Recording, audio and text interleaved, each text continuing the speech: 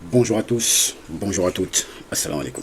Bienvenue dans Base Décrypte, l'actualité africaine décryptée avec base. Aujourd'hui, on ne va pas commenter une simple séquence militaire entre l'Iran, les États-Unis et Israël, mais on va plutôt faire ce que j'ai appelé autopsie d'une débâcle à venir. Ou plutôt, quatrième semaine du fiasco USA en Iran et anatomie d'une débâcle programmée. Maintenant, avant d'entrer dans le vif du sujet, je tenais à m'excuser auprès de vous. Ça fait plusieurs jours, voire semaines, que j'ai pas pu publier de vidéos concernant l'actualité, que ce soit l'actualité du Sahel, l'actualité mondiale, ou plutôt aujourd'hui, tout ce qui se passe au Moyen-Orient. Pour la simple et bonne raison que j'étais pas mal pris sur pas mal de sujets. Donc j'ai pas nécessairement eu le temps de pouvoir faire des vidéos, mais j'ai quand même pris le temps sur moi de pouvoir analyser certains éléments, de me renseigner sur pas mal de choses et de mettre tout ça de côté. Et aujourd'hui, je vais essayer de sortir et vous faire une synthèse de tout ce que j'ai pu récolter comme information jusqu'à maintenant sur ce conflit en Iran. Alors, j'ai bien dit autopsie d'une débâcle programmée. Parce qu'après 4 semaines aujourd'hui, on est à la 4e semaine de ce conflit. On n'est plus dans la posture de l'Trump, the great, the best army of the world. On n'est plus dans ça. On est plus dans la communication de guerre comme on peut le voir, on n'est plus dans le storytelling de superpuissance, là on est dans les faits les plus réels et les plus bruts possibles. Et on se trouve dans quelque chose de beaucoup plus profond que tout ce qui peut être dit dans les médias. On arrive à un moment, après analyse de tous les faits dont on peut observer durant ces 4 semaines, on arrive au moment où un empire continue de frapper, mais commence en même temps à montrer qu'il ne maîtrise plus vraiment les conséquences de ses propres coups. Et c'est sur ça qu'on va essayer de revenir aujourd'hui. Et ça, les amis, c'est toujours un moment historique. C'est toujours un moment historique. Et ce qu'il faut savoir, c'est qu'on dit chez nous, quand le chasseur revient avec beaucoup de poussière mais peu de gibier, il faut regarder ses blessures avant d'écouter ses chants. Washington, aujourd'hui, chante encore. Tel Aviv communique encore. Mais derrière les slogans, derrière les communiqués, derrière les drapeaux agités sur les plateaux, il y a autre chose qui se dessine. On fait face à une doctrine militaire qui craque. Une logistique qui souffre, et on va voir à quel point c'est important. Une industrie qui s'essouffle. Un système énergétique sur le point de vaciller, et des dirigeants qui ont moins en moins de sorties honorables à leur actif. Et aujourd'hui, on va faire ça en 3 ou 4 parties. On va voir ça en 3 ou 4 parties. Première partie, on va parler de pourquoi la machine militaire américaine semble s'épuiser. Deuxièmement, on va voir comment l'Iran frappe l'énergie, le dollar, et ce que j'ai appelé le ventre mou de l'empire occidental. Et pour finir, on va conclure sur pourquoi cette guerre ressemble de plus en plus à un tournant historique pour l'ordre mondial. Et à la toute fin, comme d'habitude, je vous donnerai 3 éléments clés, 3 vérités simples, 3 phrases à garder en tête, 3 gifles analytiques, si on peut l'appeler comme ça, pour tous ceux qui regardent encore ce conflit avec les lunettes de 2003. C'est pas la guerre d'Irak ici. Donc on va démarrer. Ces gens pensaient gérer l'Iran comme une campagne aérienne de plus. 4 semaines plus tard, ce n'est pas l'Iran qui s'effondre. C'est le mythe de l'invincibilité américaine qui commence à transpirer. Et il faut bien se rappeler que depuis 2022, et l'opération militaire spéciale de la Russie en Ukraine, ces gens-là se sont tous moqués, disant que la Russie n'avançait pas, n'arrivait pas à faire ceci, n'arrivait pas à faire cela. Mais il faut voir que les doctrines ne sont pas du tout les mêmes. Les doctrines ne sont pas du tout les mêmes. On a des gens qui n'en ont rien à foutre du droit international, rien à foutre des droits de l'homme, rien à foutre de qui peuvent être les victimes. Par exemple, un exemple simple. Cette semaine, ils ont tué le responsable de la sécurité nationale, Ali Larijani. Ils vous présentent ça comme une opération de renseignement réussie. Sauf que non, pour pouvoir tuer Ali Larijani, ils ont tapé 5 à 6 bâtiments où il serait potentiellement là. Et ils ont fait s'écrouler ces bâtiments. Donc, le bâtiment où ils ont eu Ali Larijani, ils ont tué 105 personnes. Et ça, il faut multiplier par 5 ou par 6. Parce que toutes les cages, enfin tous les appartements qu'ils ont tapés, il y avait des centaines de personnes dedans. Et ils ont tué tout le monde. Donc c'est des gens qui ne s'accommodent pas avec ça. Contrairement à la guerre en Ukraine, on peut voir où il y a très peu, enfin très peu, c'est pas le bon mot, c'est que ça reste quand même des victimes. Il y a beaucoup moins de victimes civiles. On voit des bombardements, des campagnes de bombardement de drones et missiles, des centaines de drones et de missiles qui partent, et on nous dit qu'il y a eu 5 victimes civiles côté du camp qui subit les attaques. 5 victimes civiles, 12 victimes civiles, pas plus. Alors que, ici, à chaque frappe, on parle de centaines. Donc, la première chose, c'est le fiasco actuel. Et le fiasco actuel, il ne commence pas en Iran. Il commence déjà dans la tête des stratèges occidentaux pour moi. Moi, c'est comme ça que je l'analyse. Le vrai problème, en fait, pour moi, c'est l'illusion. L'illusion. Et beaucoup, au-delà même des stratèges, même dans le public, en fait, je pense que c'est la culture des réseaux sociaux qui fait ça. Et les défis, on peut voir les défilés militaires et tout ça, on peut voir pas mal de choses, faire des comparaisons sur les équipements militaires et tout ça, et surtout sur les budgets, c'est là que je vais en venir. Beaucoup pensent, et beaucoup ont cette illusion qu'une armée plus chère, plus numérisée, plus connectée, plus smart, est automatiquement une armée plus adaptée et plus forte que son adversaire. Et c'est pas du tout le cas. C'est pas du tout le cas. Et ça, on va le voir aujourd'hui. C'est vraiment pas le cas. Donc ceux qui disent, oui, telle armée a tel budget, elle est première au niveau mondial et tout ça, un tel, il est à la 97e position, il faut qu'ils sachent. Il faut qu'ils sachent que la guerre, elle se joue pas sur des fichiers Excel. La guerre, ça ne se fait pas sur des fichiers Excel. Sur le terrain, comme dirait Matt Tyson, tout le monde a un plan jusqu'au moment où tu prends la première patate. Et c'est là que ça s'arrête. Donc, on va continuer sur le vif du sujet. Par exemple, je vais vous prendre un exemple très simple, qui a eu lieu récemment, il y a moins d'un mois, il y a quelques semaines, il y a moins d'un mois. L'OTAN a organisé un exercice militaire qui s'appelle le Dacian Fall, ou le Hedgehog, un truc comme ça. Vous m'excuserez si j'écorche le nom, je ne suis pas très fort en anglais. Et ces exercices-là, ils ont montré quelque chose. Cet exercice-là, il a montré quelque chose. Les forces, on va les classer comme ça, occidentales, ont du mal à s'adapter et à absorber la guerre moderne de saturation actuelle. Je vais vous expliquer ce que ça veut dire. Par exemple, lors de cet exercice militaire, en gros, c'est un exercice militaire où chacun doit débusquer les autres. Bon bref, on ne va pas rentrer dans les détails. On a 10 opérateurs de drones ukrainiens qui ont réussi à neutraliser 2 bataillons en une demi-journée. 2 bataillons de l'OTAN en une demi-journée. 10 opérateurs de drones ukrainiens. Et aussi, il y avait un autre groupe qui était avec eux, je crois une dizaine d'Ukrainiens, plus, je crois que c'était des Finlandais, enfin je ne sais plus trop la nationalité des deuxièmes personnes. Et ils ont réussi à neutraliser 2 bataillons. 2 bataillons en une demi-journée. Et à la fin de l'exercice, ils avaient réussi à neutraliser tous les ennemis, à localiser tous leurs emplacements et neutraliser tous les ennemis, uniquement avec des drones FPV. Et ils avaient en gros 16 000 personnes. Bref. Et quand tu vois ça, en fait, c'est pas un accident lors de l'exercice. Quand tu vois qu'une petite équipe comme ça arrive à neutraliser un grand groupe militaire conventionnel, c'est pas un accident, c'est un avertissement. La guerre, elle a changé. La guerre aujourd'hui, comme dirait Mbappé, pour paraphraser, la guerre aujourd'hui, c'est plus comme avant, ça a changé. Mais quand ce type d'avertissements sont ignorés, ça ne reste plus qu'un avertissement, ça devient une facture. Et une facture, elle a pour objectif d'être payée. Le problème de l'Empire occidental aujourd'hui, c'est pas qu'il manque de leçons, c'est qu'il a pris l'habitude de ne plus les écouter. Pourquoi? Parce qu'en fait, il commence lui-même à croire en sa propre propagande. Et c'est ça le nœud du problème. Quand un acteur commence à croire au scénario de son film, il commence à prendre la confiance. Et c'est là que ça devient dangereux. Et en plus de ça, c'est même pas nouveau, hein, cette histoire d'exercice militaire où tout le monde se fait éteindre. C'est pas nouveau. On avait déjà eu ce même problème en 2002 avec l'exercice Millennium Challenge 2002. Et encore une fois, le message était clair. Le rapport à la fin de cet exercice, il était clair. Des tactiques asymétriques, des communications low-tech et des essaims rapides et des schémas qui sont hors doctrine pouvaient mettre en échec une force américaine ultra sophistiquée en très peu de temps. En très peu de temps. Du coup, ce message, les Américains l'avaient depuis plus de 20 ans. Et tout le monde l'avait depuis plus de 20 ans. On parle de 2002, on est en 2026, c'était il y a 24 ans. Mais l'Occident stratégique a confondu domination budgétaire, et encore aujourd'hui, beaucoup font cette confusion. Ceux dont je parle, les gens dont je parle, ils vont se reconnaître.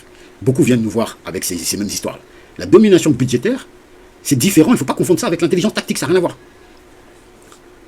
Alors que dans une vraie guerre, l'argent ne remplace pas les hommes. Tu as beau avoir des milliards, aujourd'hui les pays du Golfe, on ne parle pas de milliards, on parle de centaines de milliards, mais ils se font défoncer.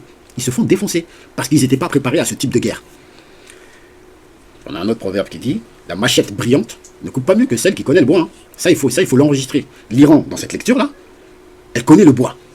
Les Américains, eux, ils arrivent encore avec des machettes bien brillantes. Sauf qu'ils se font éteindre. Enfin, c'est pas vraiment qu'ils se font éteindre, parce qu'ils causent des dégâts, il ne faut pas croire. Les États-Unis, encore aujourd'hui, causent des dégâts colossaux en Iran. Sauf que la guerre, elle ne se gagne pas uniquement au nombre de personnes que tu as tuées. C'est pas comme ça. Sinon, si ça avait été le cas, la guerre du Vietnam, par exemple, les Américains l'ont perdue. Les Américains ont tué beaucoup plus de Vietnamiens que les Vietnamiens ont tué d'Américains. Mais c'est pas ça. La guerre, c'est la continuité. C'est une autre façon de continuité de la politique. Donc, c'est l'objectif stratégique, ou plutôt l'objectif politique qu'il faut remporter. Un autre point qui s'effondre, c'est le mythe technologique. Et enfin, il ne s'effondre pas, mais il commence à prendre cher. Le récit occidental, il adore les totems. C'est ses totems à lui. Le F-35, furtivité, système intégré, guerre réseau centré, ciblage par IA, et ainsi de suite, ainsi de suite. Tout ça, c'est bien, très bien, il n'y a pas de problème. Mais, on vient d'apprendre, par exemple, qu'un F-35 aurait été touché, abattu, au-dessus de l'Iran et a dû effectuer un atterrissage d'urgence. Je mets entre guillemets atterrissage d'urgence parce que très probablement qu'il a fini dans les choux. Bref. Si ça s'avère exact, et on sait que ça s'avère exact, pourquoi? Parce que l'Iran a montré, et je vais vous le montrer, a montré la vidéo de l'abattage de cet avion. Et ça va donner une conclusion qui est brutale. Vous pouvez le voir à l'écran, il s'est fait abattre. Il s'est fait abattre. Ici, nous, on ramène les preuves, il s'est fait abattre.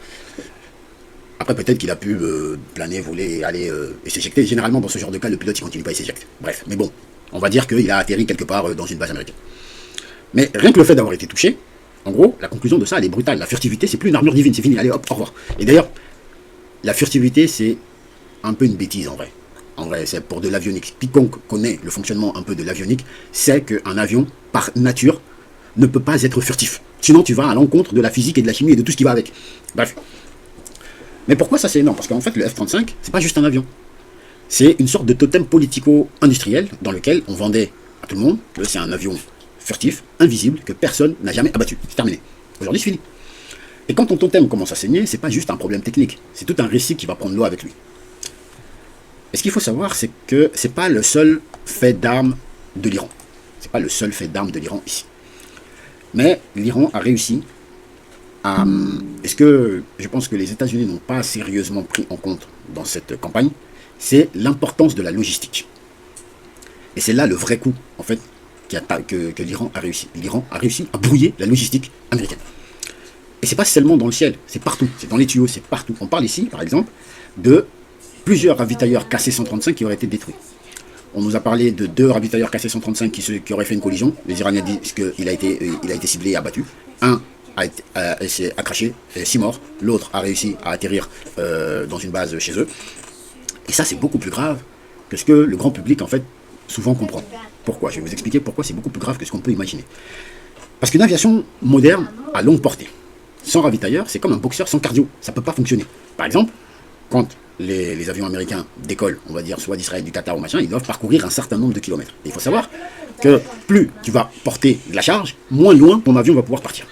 Et du coup, quand ton avion il décolle, imaginons qu'il se fasse cibler ou qu'il se fasse cibler par des radars, il faut qu'il puisse revenir. Il y a des manœuvres qu'il doit pouvoir faire pour pouvoir revenir. Si lors de cette manœuvre-là, il n'a pas assez de carburant ou qu'il a consommé beaucoup plus de carburant parce qu'il a dû aller beaucoup plus vite, bah du coup, il faut qu'il puisse avoir ce qu'on appelle le bingo nécessaire pour pouvoir retourner chez lui, retourner à la base. Et ça, c'est du carburant, il faut ravitailler en fait les avions de chasse en vol. Donc, comme le disait un célèbre général américain de la Seconde Guerre mondiale, le général Omar Bradley, les amateurs parlent de stratégie, mais les professionnels parlent de la logistique. Les amateurs parlent de stratégie, mais les professionnels parlent de logistique. Tu peux avoir des magnifiques avions, tu peux avoir des avions magnifiques, des pilotes bien formés, des bombes intelligentes, Tomahawk, tout ce que tu veux. Si ta chaîne de ravitaillement est cassée, ta puissance aérienne devient courte, fragile et nerveuse. C'est aussi simple que ça. Dans les guerres modernes, on ne tue pas toujours l'aigle. Ça aussi, on peut le remarquer dans plusieurs bases américaines qui ont été tapées. Il y avait plein d'avions à côté. Plein d'avions à côté. Et ces avions, ils n'ont pas été touchés. Pas du tout. Ils n'ont même pas été ciblés. Mais on voit des hangars juste à côté de tout un parking d'avions qui est touché. Et les avions, ils n'ont pas été touchés. En fait, ça, on essaye parfois, comme je l'ai dit, dans la guerre, on ne va pas toujours cibler l'aigle. Mais on va juste essayer de couper le vent sous ses ailes. Et c'est ça que l'Iran est en train de réussir avec brio. Et à tout ça s'ajoute un nouveau problème, qui est le problème des radars. Les radars THAAD, les radars patriotes, les systèmes de détection précoce. Tout ça a été, au Moyen-Orient, touché, dégradé, contesté ou détruit, au point de réduire le temps d'alerte en Israël de lancement de missiles, qui était de quelques secondes après leur lancement. Donc un missile iranien mettait 12 minutes pour arriver jusqu'à Tel Aviv. Aujourd'hui, les alertes pour prévenir qu'un missile arrive sont lancées 1 minute avant que la frappe survienne. Moins d'1 minute. C'est pas seulement un problème technique, c'est une guerre qui rentre dans les systèmes nerveux. Et ça, c'est dangereux, parce que la population risque de s'épuiser, le moral de la population risque d'être dans les chaussettes, et à ce moment-là, ça va devenir très compliqué. Parce que les gens, il faut savoir, il y a plusieurs campagnes qui sont lancées par jour, et à chaque fois, c'est des dizaines, voire des centaines de missiles qui partent. Des alertes qui sonnent, des gens qui doivent courir, se mettre dans les abris, on commence à voir des gens qui ne sortent même plus des abris. Et ça, c'est pas tenable pour une population si elle n'est pas préparée. Ensuite, on a autre chose, le symbole parfait, comme on peut le dire. Et là, ça devient presque un peu trop parfait. On va parler du Gerald Ford, du porte-avions USS Gerald Ford. On est face à un cas presque trop parfait pour être ignoré. Officiellement, on nous parle d'un incendie qui aurait débuté au niveau de la buanderie. La buanderie, en fait, ce qu'il faut savoir, c'est les machines à laver et surtout les machines de séchage du linge. C'est-à-dire la pièce où se trouvent les machines de séchage du linge et de laverie et de séchage du linge. Pourquoi c'est un endroit sensible? En fait, c'est l'endroit le plus chaud en fait à l'intérieur. C'est l'endroit le plus chaud parce qu'il y a des machines, ça tourne et ça fait chauffer les habits. Donc c'est l'endroit le plus chaud. Un incendie, ça peut paraître logique que ça vienne de là-bas. C'est quelque chose, enfin, c'est pas que ça peut paraître logique, c'est que c'est quelque chose qui pourrait arriver, en fait. C'est, comment on dit ça? Ça tient la route. Bref, il y a un mot pour dire ça, j'ai oublié. Donc, mais c'est une version un peu simple. Une version rassurante et une version qui est propre. Mais les faits donnés sont déjà assez lourds quand même, quand on regarde. On a environ 200 marins qui ont dû être traités pour inhalation de fumée et intoxication au monoxyde de carbone ou un truc comme ça. On a 600 marins qui se retrouvent sans couchette, obligés de dormir par terre. Ça ajoute à la fatigue. Et il faut savoir que le USS Gerald Ford, il en est, je crois, à 11 mois de navigation sans repos, avec les mêmes marins. Donc, la fatigue risque de s'installer. Ils ont dû envoyer plus de 1000 matelas en urgence pour remplacer les matelas qui ont été brûlés. On parle d'un incendie qui aurait duré 30 heures, même si certains disent qu'en fait c'est pas l'incendie en lui-même qui a dû, c'est pas le fait de maîtriser le feu qui est descendu, qui a pris 30 heures, mais c'est le damage control qui va avec derrière, le tout réuni qui aurait pris 30 heures. On a eu une évacuation sanitaire, donc quelqu'un qu'il a fallu évacuer en hélicoptère ou en avion pour pouvoir aller le soigner, et l'USS Gerald Ford est en route vers Souda Bay pour réparation pendant au minimum au moins une semaine. Alors, on va être clair ici. Que ce soit un accident. J'ai pas les informations exactes. On a des hypothèses par-ci par-là et on a chaque camp qui indique que ça s'est passé comme ci ou comme ça. Qu'il s'agisse d'un accident, d'une négligence, d'un sabotage, ou même d'autres choses, d'une attaque iranienne qui aurait mis le feu au bâtiment. Le point stratégique, c'est le même. Le porte-avions qui devait incarner la continuité de la domination devient lui-même un problème logistique. C'est ça qu'il faut retenir là-dedans. Et quand le symbole de ta force devient lui-même ta faiblesse, la guerre, elle commence à te regarder autrement. Et comme on dit chez nous, quand le toit du chef du village fuit, c'est tout le village qui comprend que la saison, elle a changé. Et ça, je pense que toutes les monarchies du Golfe là vont commencer à comprendre ce qui se passe réellement chez eux. Et je crois que même au-delà de ça, l'Occident, et en gros la Terre entière, va comprendre à partir de maintenant ce qui se passe réellement et qu'est-ce que c'est que la sécurité, et que la sécurité, on ne joue pas avec. Donc, premier élément qu'on peut ressortir de cette affaire, la machine américaine n'est pas stoppée, mais elle s'use. Et une machine qui s'use dans une guerre longue, c'est pas un détail. C'est souvent le début de la pente qui s'amorce. Mais la deuxième claque, elle est encore plus grave, parce qu'elle touche non seulement les bases, mais le sang économique du système. Et on va voir que l'Iran commence à frapper l'énergie. Le vrai coup iranien, c'est pas seulement les missiles. Le vrai coup iranien, c'est d'avoir posé la main sur la gorge énergétique du monde. Les amis, beaucoup regardent cette guerre avec les yeux rivés sur les cartes militaires. Et je pense que je fais partie de ça aussi. Des fois, je regarde beaucoup, vous avez peut-être dû remarquer, je regarde beaucoup les cartes, et j'essaie aussi de me renseigner un peu partout. Mais parfois, la cible la plus importante, c'est pas un avion. C'est même pas une base militaire. C'est un flux. Comme on dit toujours, la logistique. Et ici, le flux central, c'est l'énergie. Par exemple, le détroit d'Ormuz, qui est fermé depuis quelques semaines maintenant, dans la logique, c'est pas juste un épisode de plus. C'est une gifle géoéconomique qui est infligée à l'hégémonie américaine. Pourquoi? On va l'expliquer assez simplement. Parce qu'en fait, ce qu'il faut savoir, c'est que le détroit d'Ormuz, on a 30 à 40% de l'énergie mondiale qui transite par ce détroit. Donc, celui qui tient ce détroit ne tient pas seulement un passage maritime, il tient un vrai nerf vital de l'économie mondiale. On parle de péage, de communication imposée, de souveraineté juridique assumée sur le détroit, et de contrôle des passages. Autrement dit, l'Iran ne se contente plus de subir l'ordre économique mondial, non, il commence à le redessiner sous la contrainte. Et quand l'eau se fait rare, même le puissant doit regarder le puits avec respect. Et je pense qu'en ce moment, tout le monde regarde le puits avec un respect immense. Parce qu'aujourd'hui, tout le monde tente de négocier avec l'Iran un passage au niveau du détroit d'Ormuz. Et rien que ça, c'est une victoire. Rien que ça, c'est une victoire. En fait, quand on analyse la stratégie iranienne qui est mise en place, on a l'impression, en fait, on n'a pas l'impression, en fait. C'est une stratégie qui a été mise en place et pensée depuis des années. Et aujourd'hui, en fait, la stratégie iranienne, on peut faire une analogie avec le tissage d'un tapis iranien, tiens. Le tissage d'un tapis iranien. C'est exactement ça. On n'est pas face à l'Iran qui lancerait une rage aveugle. On n'est pas face à des réponses désordonnées, mais on est face à un tissage précis, fil après fil, terminal après terminal, base après base, point sensible après point sensible. Si vous vous rappelez, les premières heures de la réponse iranienne, l'Iran a commencé à attaquer les bases américaines aux alentours, et surtout, les systèmes de radar de détection précoce. Ensuite, elle s'en est pris au système de radar THAAD. Elle a commencé à faire pleuvoir avec force des missiles pour user les défenses américano-israéliennes. Les missiles de défense, aujourd'hui, il n'y en a presque plus. Donc, la stratégie, on commence à l'entrevoir. Premièrement, attaquer les systèmes de détection précoce. Deuxièmement, attaquer les autres systèmes de détection. Ensuite, submerger les défenses ennemies avec du matériel de moins bonne qualité, ou plutôt du matériel plus ancien. Ensuite, faire entrer du matériel d'un peu plus de nouvelle génération. Mise en place, attaque avec des missiles plus lourds lors de la 3e semaine. On a vu des missiles partir de 1 tonne, avec une charge de 1 tonne. Et au fur et à mesure, on va dire, la stratégie monte crescendo. Et lorsque Netanyahou a décidé d'attaquer le complexe énergétique de South Pars en Iran, ils ont répondu par la même. Ils ont attaqué les systèmes énergétiques de tout le monde.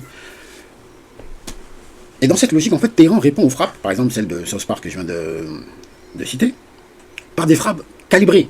Et ils ont calibré ça où? Sur Ras Laffan au Qatar, sur Yambou et Samref côté saoudien, et sur Fujairah côté émirati. Et pas que. Ils ont tapé aussi à Tel Aviv, non c'est pas Tel Aviv, c'est à Haïfa, la centrale énergétique de Haïfa, et le port de Haïfa, en réponse à cette frappe. Ici, en fait, c'est pas juste de la riposte que fait l'Iran, c'est une pédagogie. C'est une pédagogie de la douleur stratégique qu'ils sont en train d'expliquer dans le plus grand des calmes à l'ennemi. En fait, ici, t'expliques à l'adversaire, de façon très calme, que si tu frappes ma respiration énergétique, je peux dérégler la tienne aussi. Et là, les monarchies du Golfe découvrent une vérité très désagréable à mon avis. Ça doit être très dur en fait pour eux en ce moment. Être allié de Washington ne garantit plus automatiquement la sécurité. Parfois ça peut attirer aussi le feu. Mais au-delà de ça, le coup le plus fin, ou du moins le plus profond et le plus dangereux pour Washington, c'est probablement la dimension monétaire. Et l'Iran vient de sortir une nouvelle carte qui, à mon avis, risque de faire très mal.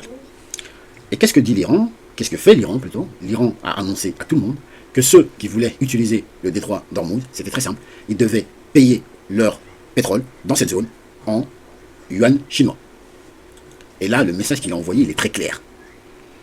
C'est plus qu'un message commercial, c'est très très clair. Là, on commence à frapper le cœur du système, le pétrodollar. Et là, les amis, on sort du simple conflit régional. On entre dans la guerre sur les règles du commerce mondial. Si une partie de l'énergie commence à s'écouler hors du dollar, alors c'est plus juste une crise, c'est un signal de basculement hégémonique auquel on fait face. Et comme souvent dans ce genre de moment, pendant que certains paniquent, d'autres acteurs encaissent. Et là, très clairement, celui qui encaisse, ça va être la Russie. Ça a déjà commencé à être la Russie et ça va être la Russie. Pourquoi? Parce que si le baril de pétrole monte vers les 150 à 200 dollars, déjà là, aujourd'hui, à Moscou, il se frotte les mains. Mais au-delà de ça, si le baril il monte à 150 voire à 200 dollars, alors Moscou va voir son budget non seulement respirer, s'élargir, mais se muscler surtout. Parce qu'aujourd'hui, un baril à 60, pour la Russie, ça va. Un baril à 80, ils sont top. Un baril à 100, c'est parfait. Un baril à 150, alors là, c'est jackpot. Au-delà de ça, on n'en parle plus. Les mecs, ils se mettent bien. Et ce qu'on remarque, c'est que Washington voulait punir Téhéran, mais il est peut-être en train d'engraisser Moscou, au passage. Et quand on regarde, par exemple, pour revenir sur Moscou et le pétrole à 150 ou à 200 dollars le baril, si jamais le baril monte à 150 voire à 200 dollars, aujourd'hui, la Russie peut tenir sa guerre ad vitam aeternam. Elle peut la tenir jusqu'à la fin des temps. Pendant 100 ans, ils peuvent continuer cette guerre au même rythme que là. Si le baril reste à ce prix-là. Sans que ça n'ait d'impact économique chez eux. Un autre symbole aussi qui s'effondre, c'est Dubaï. Dubaï, les Émirats Arabes Unis et tout ça. Et ce qu'on peut voir, c'est l'exode des investisseurs. Les investisseurs commencent à se barrer. Pour ceux qui sont amateurs de belles voitures, si vous voulez acheter une belle voiture à bas prix aujourd'hui, c'est à Dubaï. C'est à Dubaï que ça se passe. Tout le monde est en train de vendre. On a les touristes qui essaient de fuir, et on a la chute aussi, pour ceux qui aiment l'immobilier. Le prix de l'immobilier a perdu 30% à Dubaï. 30%. Juste depuis le début de sa guerre, donc depuis 4 semaines. Il a perdu 30%. Ça, c'est pas juste des chiffres. C'est le craquement d'un mythe qui s'amorce. Le craquement de plusieurs mythes qui s'amorcent. La richesse rapide, terminé.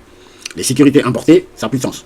Les finances sans profondeur, ça n'a plus de sens non plus. Et la prospérité sous parapluie étranger commence à prendre un coup. Et le truc, c'est que la vérité, elle revient toujours à la surface, quoi qu'on fasse. La richesse sans souveraineté, et ça, on va passer un énorme big up à nos 3 présidents de l'Alliance des États du Sahel et tout leur gouvernement, qui ont su avoir cette lucidité d'esprit très tôt, à dire qu'ils ne négociaient leur souveraineté avec personne.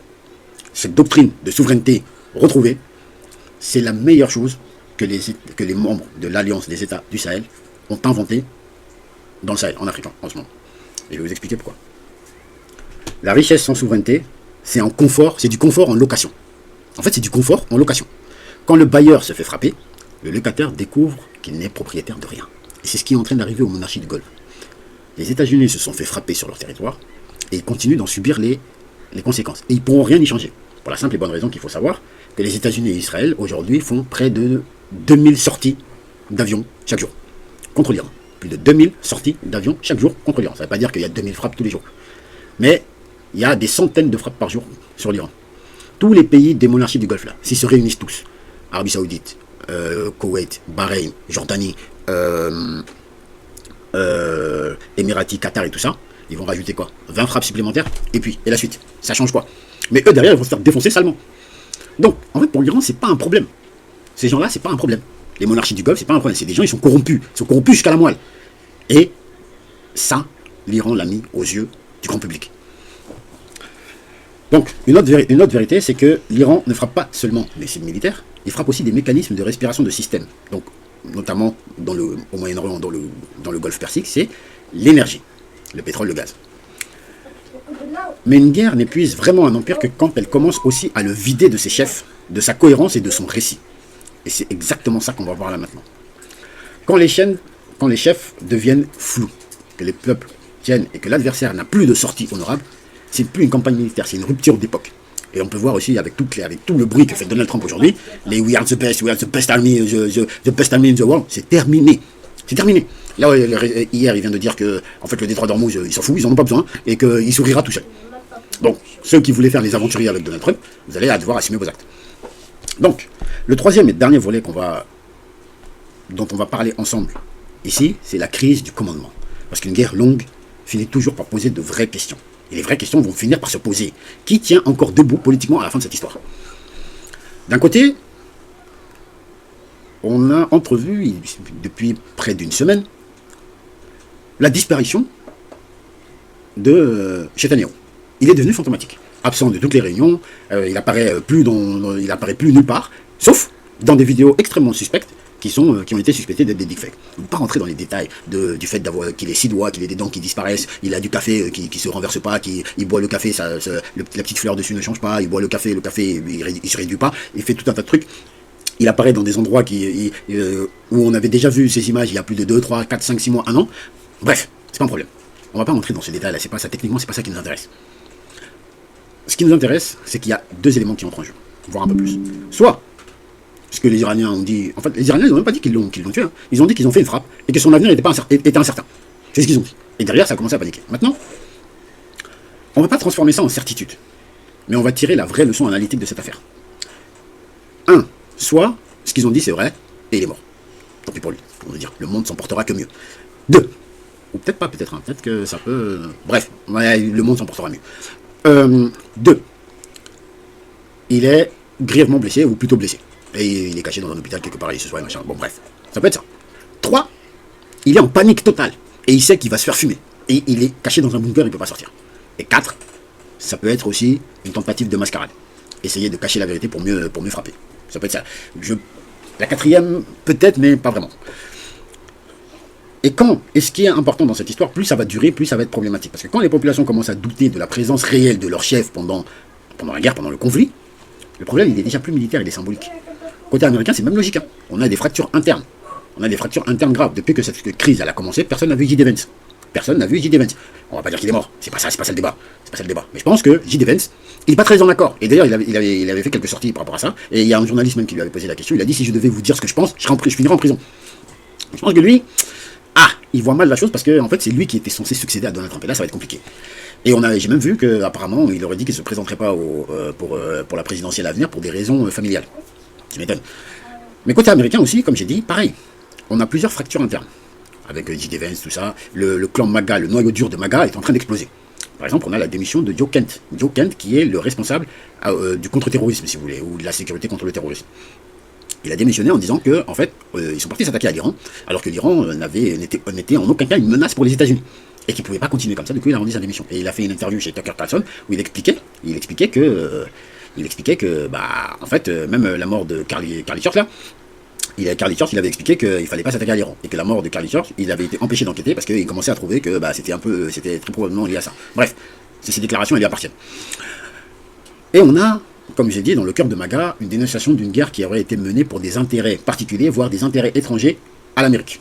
Et surtout, un Trump enfermé dans une logique d'orgueil stratégique dans laquelle il a du mal à sortir.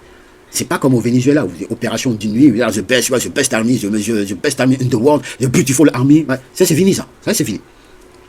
En fait, ils pensaient pouvoir reproduire un scénario rapide à la vénézuélienne, presque mécanique, sauf qu'un empire qui recycle ses vieux scripts finit un jour par réciter le mauvais texte sur la mauvaise scène. Et c'est ce qui est en train d'arriver à Donald Trump. C'est ce qui est en train d'arriver à Donald Trump. Ensuite, en face, on va voir en face comment c'est mentalement, comment ils sont. Par exemple, le dernier assassinat qui a eu lieu, c'est l'assassinat d'Ali Larijani.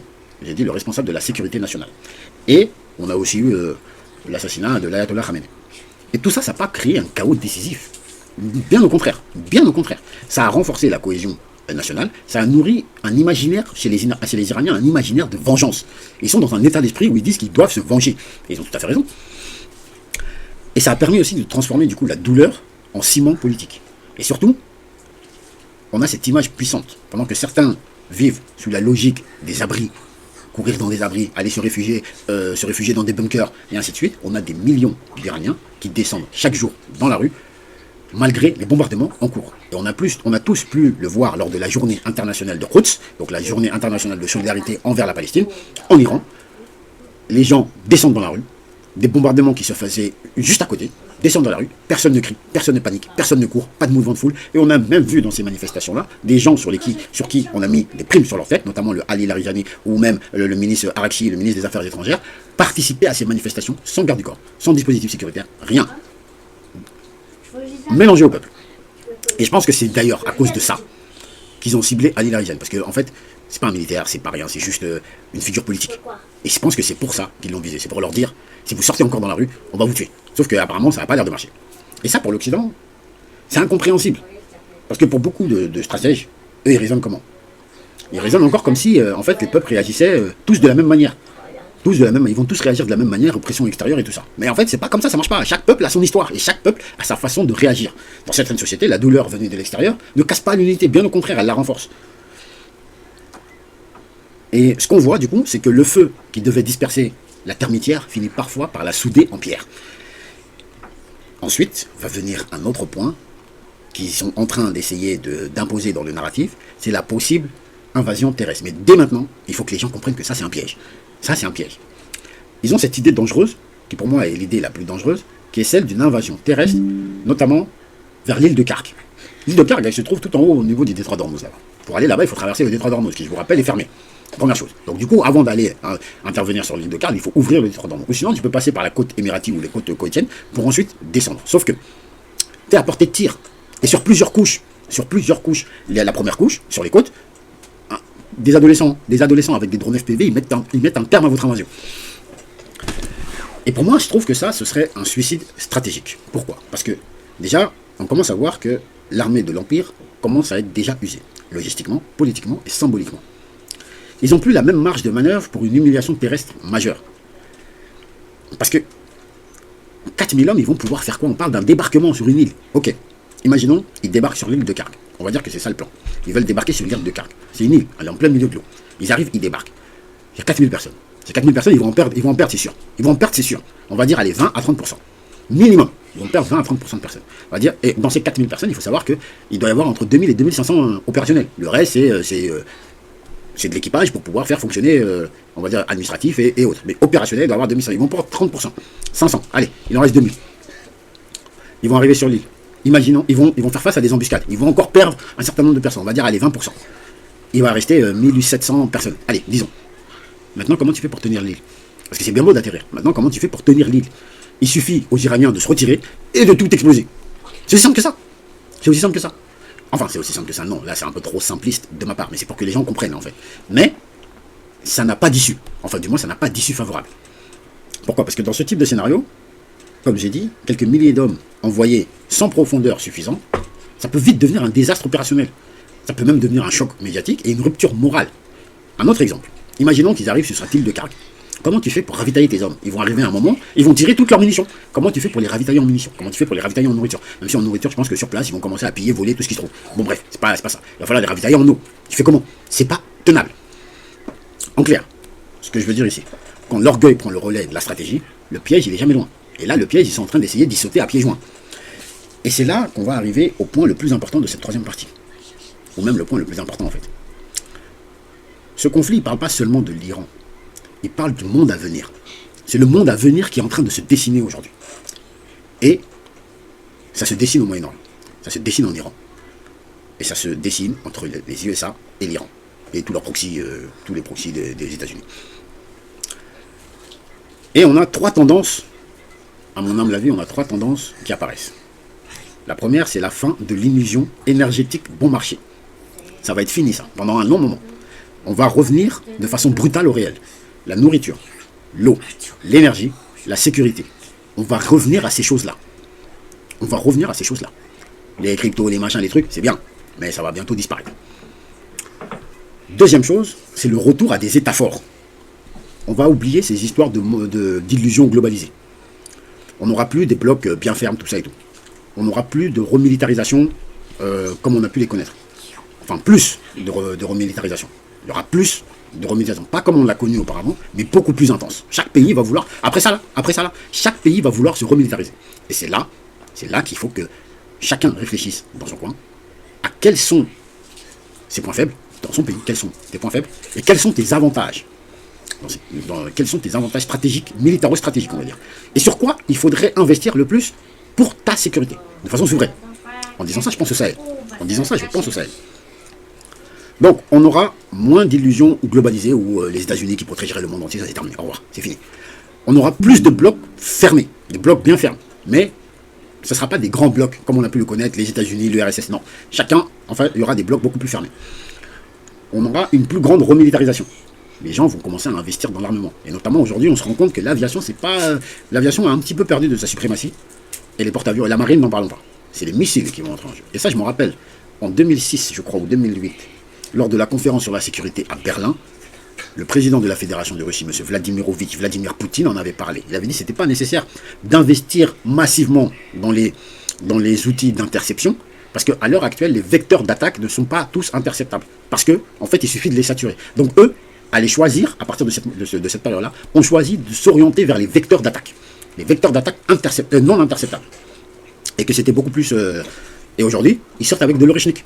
Aujourd'hui, ils sortent avec de l'Oreshnik, que personne ne peut intercepter. Ils ont des vecteurs d'attaque que personne ne connaît, ne peut intercepter. Parce qu'ils sont hypersoniques. Et quand on dit hypersonique, c'est pas hypersonique qui va juste plus... Mach 10, Mach 11, c'est pas ça. Un missile hypersonique, c'est un missile qui va certes à Mach 10, Mach 11, Mach 12, mais qui est capable de manœuvrer. Il y a des missiles balistiques. Déjà, tous les missiles balistiques sont pratiquement tous hypersoniques. Mais c'est des Usain Bolt. Alors que là, quand on parle de capacité balistique hypersonique, ou de capacité de missile hypersonique, on parle de Lionel Messi.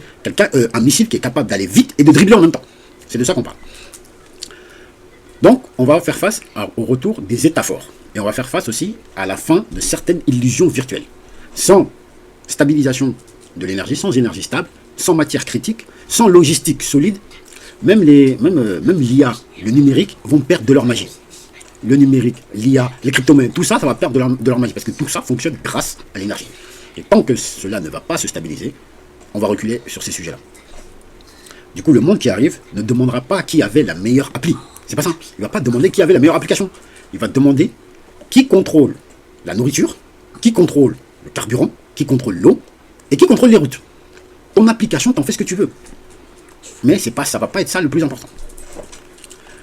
Pour terminer, pour conclure sur cette vidéo, parce qu'elle commence à devenir longue, j'en suis désolé, mais ça fait plusieurs semaines, ça fait plusieurs jours que je ne suis pas apparu, il y avait pas mal de choses à dire. Pour conclure, les 3 points, comme d'habitude j'appelle les 3 marteaux, que je vais vous aborder ici, c'est le fiasco américain en Iran ne vient pas d'un manque de puissance, c'est pas ça. Les États-Unis ont une armée extrêmement puissante, Il vient surtout d'un excès d'arrogance face à un adversaire plus résilient que prévu. C'est ça la problématique. Deuxième chose. L'Iran n'a pas besoin d'écraser frontalement l'Empire. C'est pas ça. Il lui suffit de rendre la guerre trop coûteuse, trop longue et politiquement trop toxique pour les États-Unis. C'est tout. Ces 3 points-là, s'ils sont remplis par l'Iran gagne l'objectif politique et stratégique de cette guerre. C'est pas celui qui aura tué le plus de personnes à la fin qui gagne. C'est pas comme ça. Sinon, le Vietnam n'aurait pas gagné on n'aurait pas dit que le Vietnam a gagné contre les USA. On n'aurait pas dit que les USA ont perdu la guerre en Afghanistan. On n'aurait pas dit on n'aurait pas dit plein de choses, d'accord, concernant certains conflits. Et troisième élément de grille de lecture à avoir, c'est que ce conflit annonce un nouveau monde, où la vraie puissance sera moins une affaire de discours que de contrôle concret des ressources vitales. Et concernant les ressources vitales, il s'agit de la nourriture, le carburant, l'eau, les routes et les minerais stratégiques. Je n'avais pas dit ça tout à l'heure, les minerais stratégiques. Ou plutôt on va dire les minerais dans leur globalité, mais les minerais stratégiques surtout. Pourquoi les minerais stratégiques? Parce que c'est ces minerais stratégiques qui vont permettre la construction de l'armement et des technologies d'armement. Donc il faudra avoir le contrôle des ressources vitales. Il va avoir besoin de cohésion populaire et de capacité à durer dans le temps. Il va falloir de la résilience. Et comme on dit chez nous, le grand arbre ne tombe pas quand on le regarde. Il tombe quand son cœur ne tient plus. La question aujourd'hui, c'est plus de savoir si Washington peut encore frapper. C'est pas ça la question. Ils pourront frapper pendant encore longtemps. La vraie question, c'est combien de temps ils peuvent encore frapper sans se vider eux-mêmes. C'est ça la vraie question. C'était Baz pour Baz Décrypte. N'hésitez pas à vous abonner, à liker, à partager et surtout à commenter. Donnez votre avis en commentaire. Aidez-nous à améliorer en fait nos analyses par vos insertions en commentaire. On essaie de lire tous les commentaires et on essaie aussi d'apporter en fait une amélioration en fonction de ce que vous nous dites. Et essayez de me dire en commentaire pour vous, le vrai signe du basculement, c'est quoi? Est-ce que c'est l'usure militaire? Est-ce que c'est la guerre de l'énergie? Ou est-ce que c'est la crise de leadership? Donc, c'était Baz Décrypte. C'était Baz pour un nouveau Baz Décrypte, l'actualité africaine décryptée avec Baz. A très vite pour un nouvel épisode de Baz Décrypte, puissant, précis et sans compromis. Assalamu alaikum.